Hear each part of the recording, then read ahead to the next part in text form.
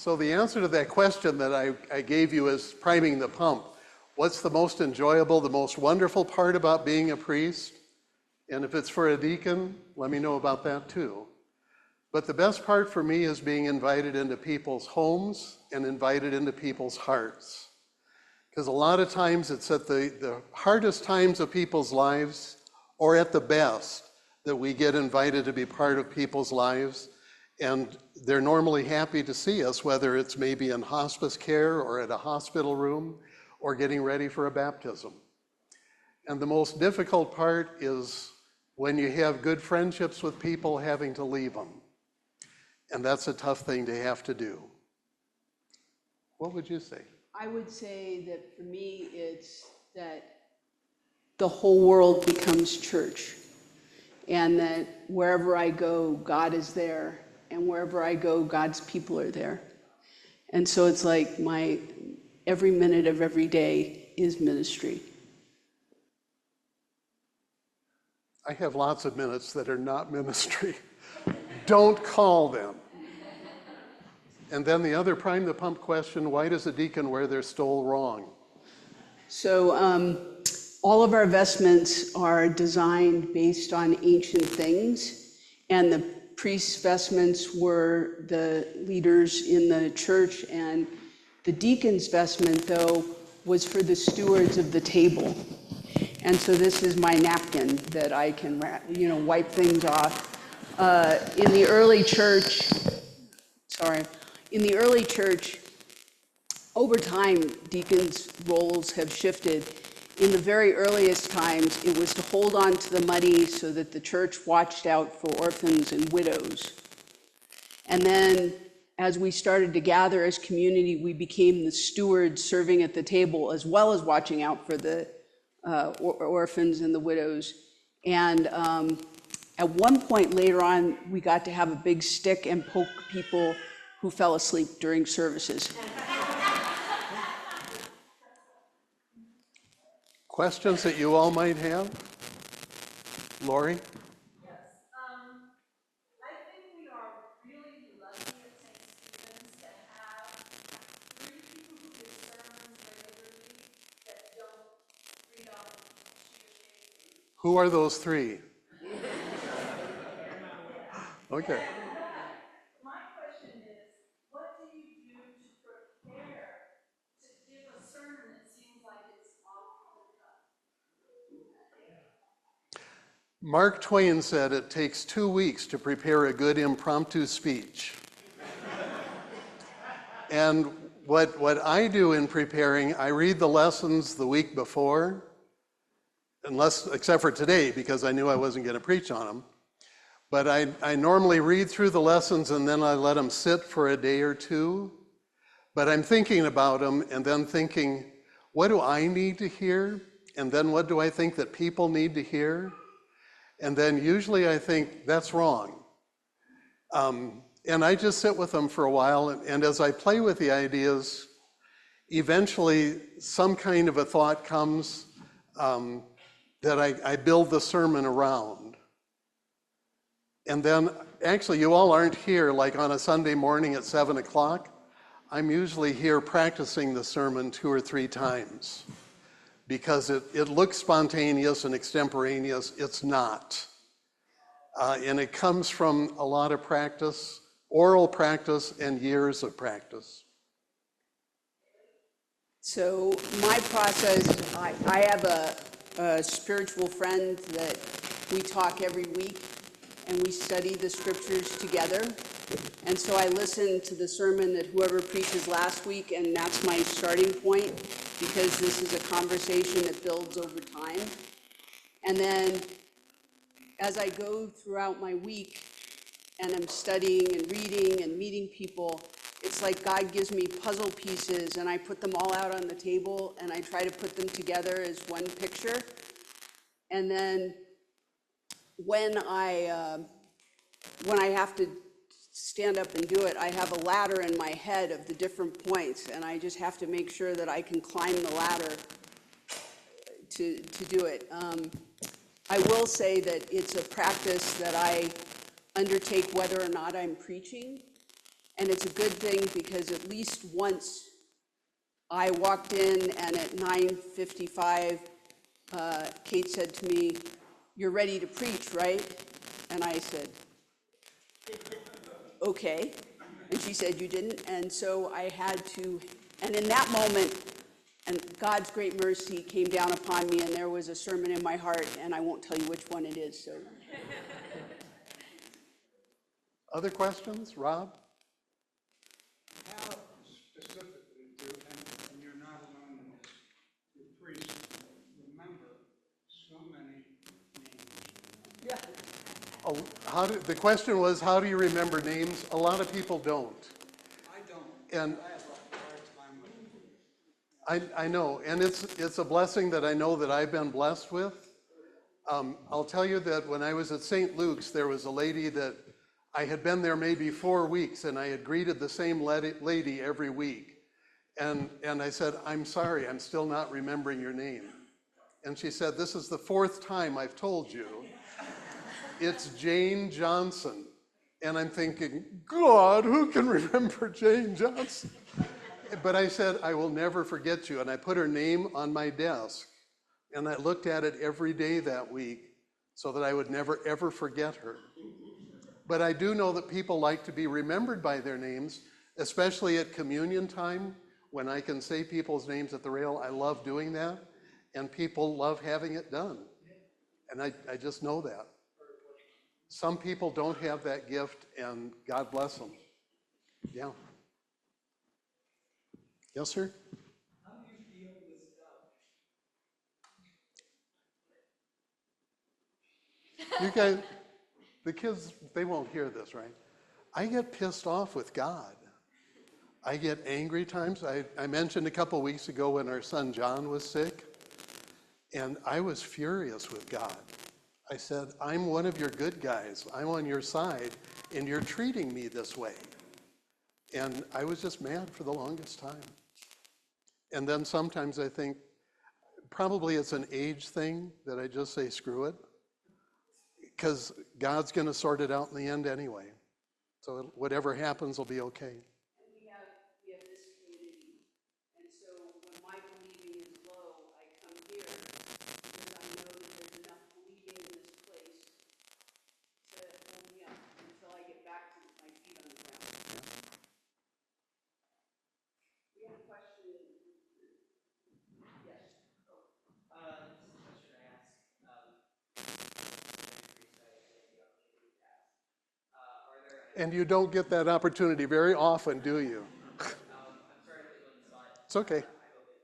Are there any books of the Christian faith that you would recommend? I used to recommend Mere Christianity by C.S. Lewis, but things that I haven't read it in a few years, and I think I want to go back and read it again, but I'll read it with my fingers crossed, because there's some things I don't like about C.S. Lewis. Yeah. We were in a Bible study once, and somebody was asking about how old was Paul when he wrote this particular letter. And I remember saying that, well, he was probably about 55 or 60. And then I thought, I'm 55 or 60. And then I thought, I've been in the church longer than Paul was. I've got better answers than Paul's got. And I have better answers than C.S. Lewis has, many times. I would also say that don't stick to books only. Go into the blogosphere, and the people who are writing now, contemporary people. There's a ex-pastor named John Pavlovitz, who is very political, but he was sort of not liking how the church was being Christian, and so he started speaking out. There's a woman who is she has this church she was an Episcopalian and then she was a Lutheran, but she runs this church called the Church of All the Saints and Sinners. Nadia Bolz-Weber. Nadia Bolz-Weber, and she's amazing as a theologian. So don't limit yourself to the dusty books, although they're great. And I love C.S. Lewis. I think the Screwtape Letters is a lot of fun. in the C.S. Lewis, but don't limit yourself to people who, and I work for a seminary, and I know all the seminary books, and I think many of them are very, very good, but people who are in the world and living their faith and writing about it can teach you a lot. And ask questions, and don't be afraid to say, I just don't agree with what you said. I'm okay with that. That's another one of those things getting older. Oh, go ahead. Don? When something bad happens, like a shooting, Yeah. and you hear people chime in and say thoughts and prayers, are they passing by? Yep. And that pisses me off too. But there's times that there isn't anything to say except thoughts and prayers. And feeling so helpless about things, that happens a lot. When 9/11 happened, one of the things we did at St. Luke's was open the doors and put signs out on 13th and Quebec that just said, doors are open, come and pray. And there were people all day long that came in, and I just kind of went up and down the pews saying, is there anything I can help with? Can I pray with you? Yeah. But And I think we have to start teaching people how to be with people who've had terrible things happen. A lot of thoughts and prayers is passing the buck, but it's out of helplessness. And so I would say it's always good to say, I'm thinking of you, I'm praying for you, and could I come on Tuesday at 3 p.m. and do your laundry? Something very specific. I would like to bring you dinner next week. What night?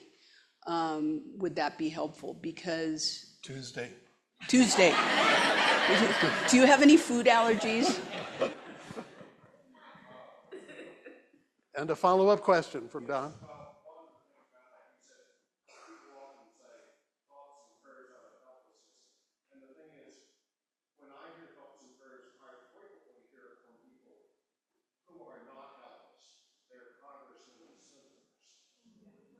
Or clergy and sinners. Yeah. Senators.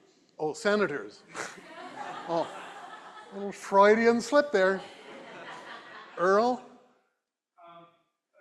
young lady who was of the altar, you intimidated her so much you didn't ask her a question. So I will ask it for her. What are the accommodations for us in heaven? Particularly, do they have cars here for us? Michelle, was that Emma's question? Do they have cars in heaven?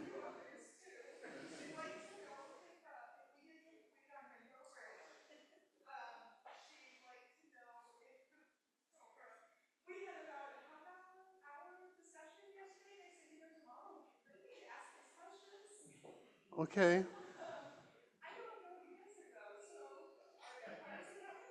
I would just say we aren't going to have any trouble getting around.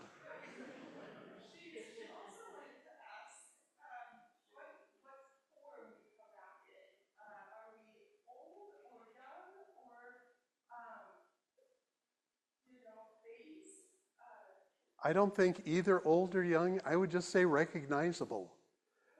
That my grandpa's going to know who I am, and I'm going to know who my grandkids are. Essential. You will come back as who you essentially are. But a fun question that's come up elsewhere, somebody said, is there sex in heaven? And whoever they were addressing it to said, of course there's sex in heaven. How could it be heavenly? Don't tell her that one. You can save that one for later. And when you do, just say it was that one priest, I forget his name.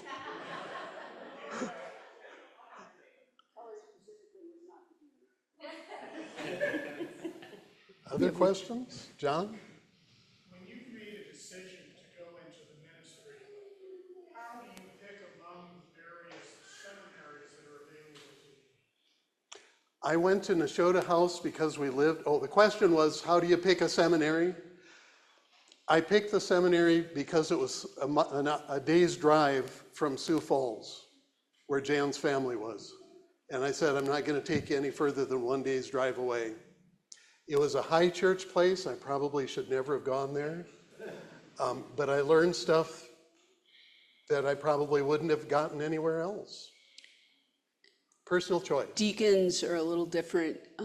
Every bishop gets to decide how deacons are trained. And so depending on where you are, the training is different. My secular job, because deacons in the church aren't paid, and so we all have other jobs that we do, is running a deacons formation program based on standards that are set for what makes a deacon a deacon. And so what we're trying to do is create a system that the whole church can agree on, which is an audacious goal. That's my Monday through Friday goal. And you cut it out over the weekend. That's right. Okay. Ruth? Now, you mentioned high church. Yeah. What is the real difference between high church, middle church, and low church? Or are we finally all getting to the middle ground in the Episcopal Church? The question was, how would you define high church, middle church, and low church? It normally just comes across as high church where there's chanting, usually of the lessons during all of the services, a lot of the use of incense. The clergy has higher collars. The clergy wear, and probably not shorts at all. But the lower church, the broad church, is probably where St. Stephen's is, which is just kind of a common, ordinary folks who love God and love their clergy and put up with each other. I think that there's not as much, we're doing it the right way, you're doing it the wrong way as there used to be. It's much more, do you like chocolate ice cream or vanilla ice cream? It's a flavor more than an actual right way, wrong way. If I say benediction of the Blessed Sacrament, does anybody know what I'm talking about? Okay, for those that don't know, there's a cross that's got a little opening in it, and a monstrance is what it's called, and the priest that uses it wears this thing called a humeral veil and holds the cross up, and inside this little window thing is the blessed host. And when the priest uses this monstrance to bless the people, it's as if God is in the sacred bread there, Jesus blessing the people. It's not the priest doing the blessing. And it's one of those high church things.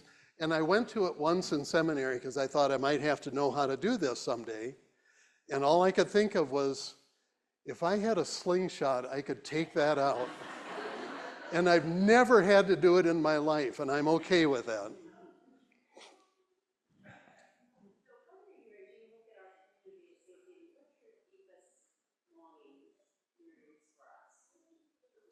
It's a real simple longing. I wish we could just be financially independent, that when there's a flood here, we don't have to worry about scraping $2,000 together. But I look at this group, and I've told people what a strange group St. Stephen's is. And I said, this is, to me, is the proof of God's existence, that only God could put a group together like this. Any sane person would never do this. What's your great longing? So I would say, first of all, I visited 15 churches. The bishop told me I could pick where I wanted to go. It's up to the bishop where deacons serve. And she said, I trust you. You can figure out where you feel called to go. And the day I walked in here, which was the day of Pentecost, I met you all, and I was like, these are my people, and I knew. So I guess my greatest hope is that we continue to leave our doors open, but that we do things that actively invite other people to come, and not to have more butts in the pew, but to have more people experience the love that God has and the love that this community has, because it is not like anything else. This is a very special place, and anybody should be thrilled to be invited to this particular party. So I'll just ask, how many places did you go before you said, that's where I'm going? 15. Did you go to all 15? Yeah. Really? So I had been a deacon for nearly 25 years, and I thought a sabbatical was in order. And so I went to a different church every week and for 6 months. And Are there a couple of Sundays you slept in? there were.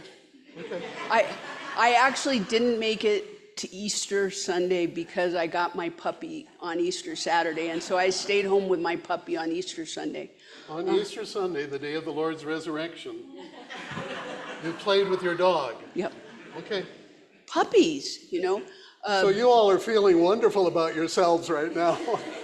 But what I would say was there were many communities out there that I could totally serve. I'm not dissing all those communities. Yeah.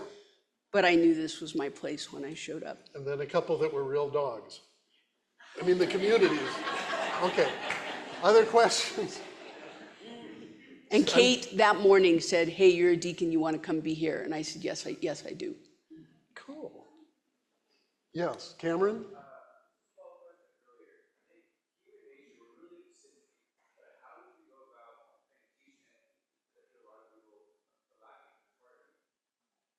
Trying to teach people, the question was, how do you teach people empathy?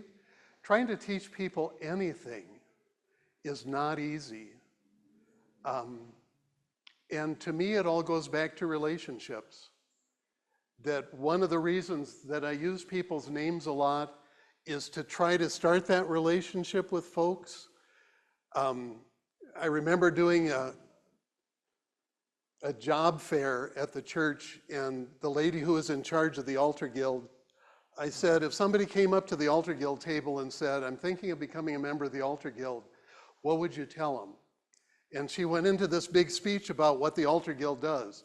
And I said, why don't you reach your hand across the table and say, my name's Joyce, what's yours? And just being able to have that relationship with other people without any agenda other than I want to get to know you. And somewhere down the road is when somebody might say, you're a very empathetic person, how do you do that? And then the door's open to teach. But without the relationship first, I could stand up here Sunday after Sunday and say, you all need to be more empathetic. It's not gonna, I mean, you're gonna head for the door. I would head for the door. I wouldn't want to hear me say that. Go Google Brene Brown's Sympathy versus Empathy, but she describes it as sympathy is, wow, it must be really hard to be down in that dark hole. And empathy is climbing down into the hole, sitting next to the person and saying, hey, you want a sandwich? Oh, that's sweet. Yeah, okay. Tom, and then Tom, go ahead. What propelled you to the ministry? Was it a strong spiritual moment or a multitude of life events? When I was in the Army, I was a chaplain's assistant, and I worked with a Presbyterian by the name of Dick Lovingood. He would work day in and day out as a wonderful, wonderful chaplain.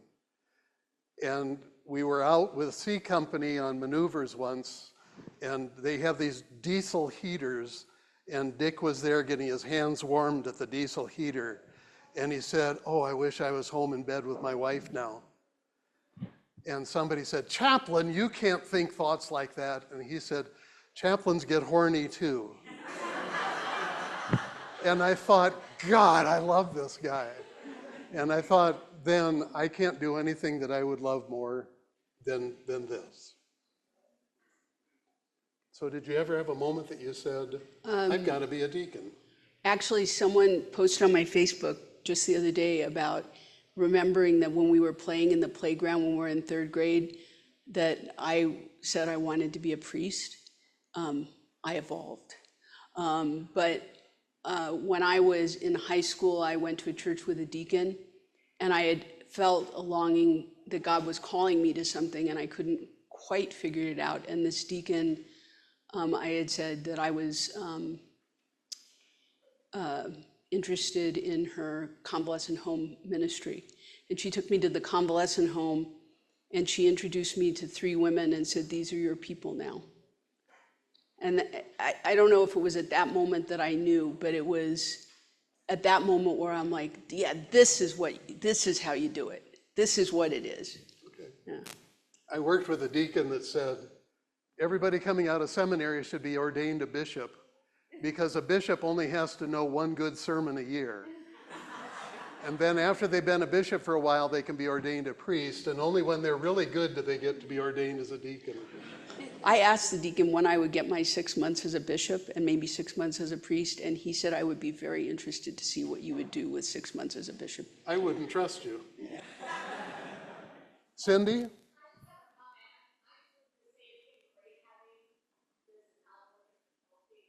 The Celtic Eucharist? Mhm.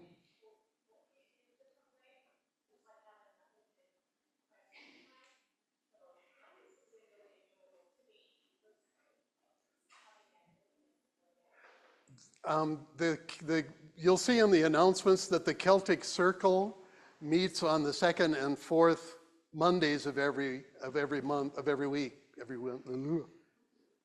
Where's Nate? This is one of those screw up times, Nate. Second and fourth Mondays, we start at about 11:30. We have lunch out here, and then we do this Celtic Eucharist in the chapel here.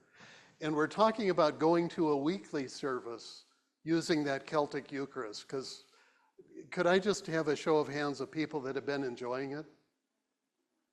How many people say, we'll be glad when we get back to the prayer book that Jesus wanted? Okay.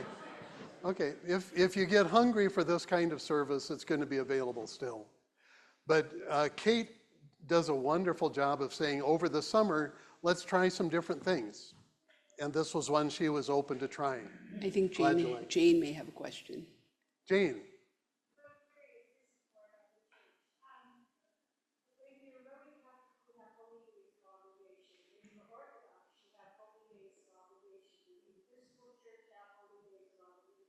Yes, but the question was, do we have holy days of obligation, but we're not obliged to follow them?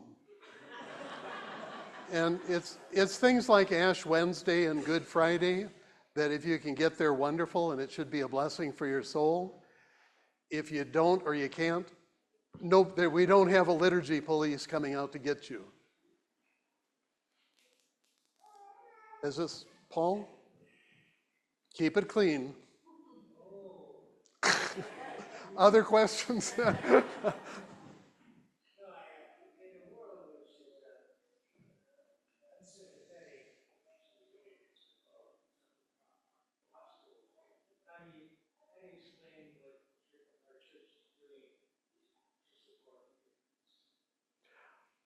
When I'm talking to folks, I just say, this is something that we do at our church.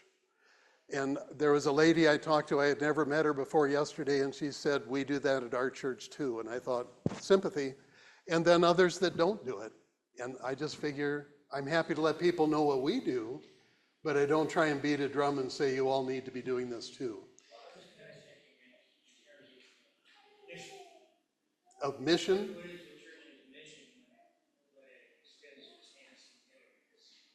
I think it's hearts and hands of Jesus, whoever we run into contact with. And I'm thinking about folks, Gideon, for instance, Zeke and Raya. I got it right. I'm so pleased. And others who are here today, whatever somebody's political persuasion is. I'm not here to try and judge somebody else's. But this is one of the amazing things about St. Stephen's is the variety of folks that we have here that would say, I'm here because I love Jesus, and I don't have to love him the way that you do. And please don't tell me that I have to love him the way that you do. And I think the Bible, because people often, if you're having someone push back in a way like, why are you doing this? This is not okay, which occasionally people have had that conversation with me.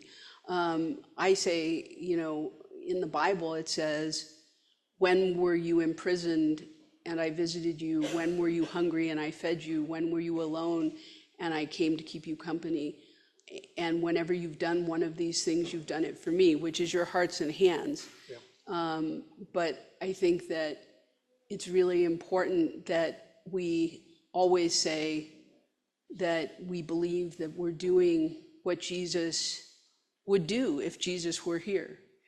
And so back to your point, for some people that might be different. When I was in California, we did a huge amount of welcoming for people with severe mental illness. And that was a really wonderful ministry. And in other places, it may be other things, but we have to be doing something. Thanks. Are we about ready for the last question? Has this gone longer than a normal sermon? Has it been a half hour? If Hailey hadn't been talking so much. Saying important things. Does somebody have a question to ask that you're going to burst if it doesn't get asked? Gideon?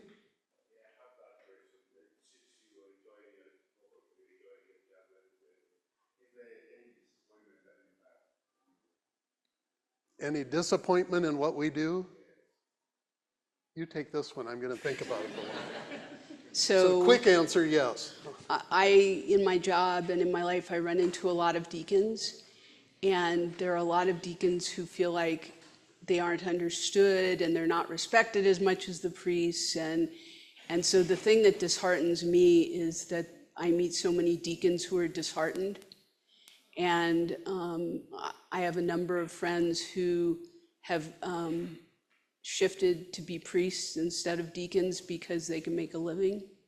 And so I guess that's what disheartens me, is that I hope we will come to a place where we can support deacons in a way that allows the deacons in the church to be as diverse and representative of God's people as, because now it's just rich white people who can do it, really.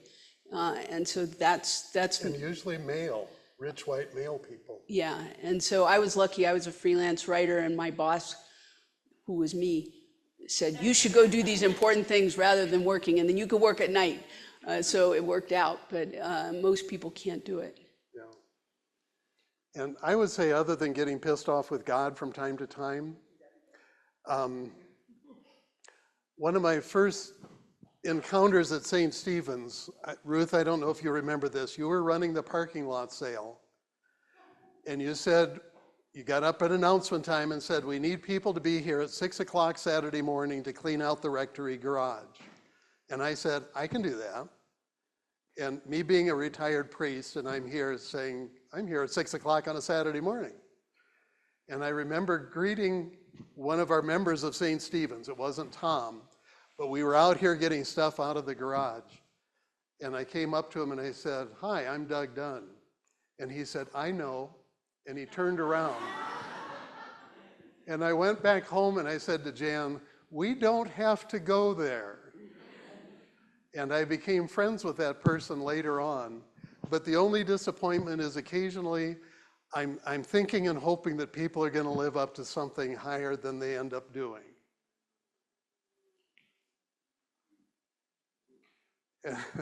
There's going to be a line out here later on saying, when did I do that?